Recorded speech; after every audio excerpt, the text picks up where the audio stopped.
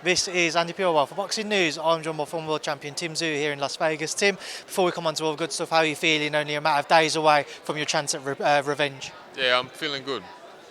The last time you two fought, one thing that Sebastian had was that element of surprise, because although we can see his reach and how lengthy he is, for you to have to change opponent on 10 days notice, it wasn't easy.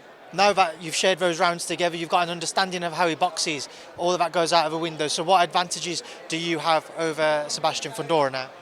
A proper training camp, a proper training camp, having sparring partners, try to emulate him, working with southpaws, and being able to create game plans. The word that you used up on the stage is war. You expect to see effectively round 13 of this fight. Is that the only way you can see this fight going? You expect it just to be a firefight from somewhat of a get-go? To a certain extent, I feel like if he's going to come press forward, then it's going to be a war. If he's going to start running, then it's going to be hard to make it a war. So I hope he meets me in the center. He comes to me, so I don't have to chase him, and then you know what that's all about. It might have felt difficult on the night to try and assess his weaknesses, because obviously he was battling the cut and the blood that he was dealing with. But from the time that you've spent watching the fight, looking back on the tape, what weaknesses do you feel like are there that you can exploit? He's stiff. He's stiff. He's tall. He's stiff. He's got physical advantages, but it also can be a negative advantage as well. You take more from his fight with Brian Mendoza? Yeah. See what Brian did there? When he came to Papa knocked him out. Tim, you've shown throughout your career you will fight anybody. Obviously, on the back of a Fundora fight, you went in with a man who many deem to be an avoided champion in the division, in Bakhram Murtazaliev. Now you're looking to get your get back in this fight. Do you feel the pressure to come out on top to become world champion again? I always put pressure on myself, but as you know, pressure builds diamonds. And when you have pressure, that means certain people expect certain things of you, and that's what you want. If you don't have any expectation, then no one cares, and I love having that responsibility. One thing that a few people might have been surprised by is Sebastian's comments that he didn't feel like the cut and the blood impacted your vision in the first fight. What went through your mind when you heard that? And he was quite dismissive of it. I think it's quite stupid. It's a quite stupid response. I had to remind him today, and I think he agreed to it, He obviously tried to make a joke again at the end, saying it will be a bloody war again.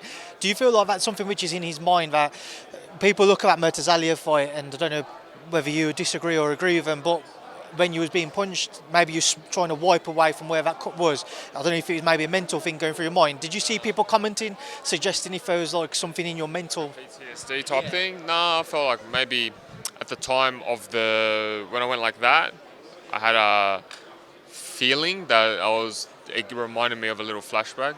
But the last fight when I had with Joey Spencer sort of made me feel like I was in a different state, and it was good to feel just present. How important was that fight for you, just to get back into the win column and to get real kind of feeling of happiness again with your boxing?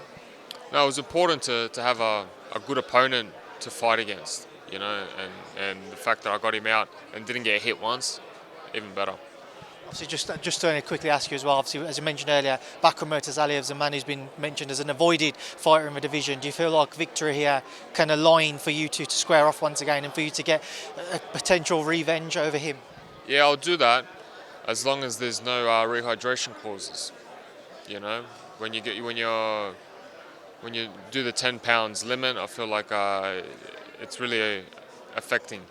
Well, I'm led to believe that if it's a unification, the £10 limit goes out the window. There you go. Then I'll accept it. All right, Tim, just one final one from me. I know the Vergil Ortiz fight's also been mentioned for a while. Do you still feel like that's a fight which is in your path? You will cross paths at some point? That interests me a lot. Fireworks, fire. You're fighting fire with fire. It'll be one hell of a fight. Tim, just final one then. Just what are you going to leave on? What do you want to say to everybody back home, those who couldn't travel over but will be tuning in the early hours to watch you? Yeah, I appreciate the love and support, and I feel like it's great to have a whole nation behind you. Tim, thank you. Best of luck on Saturday. Easy, thank you.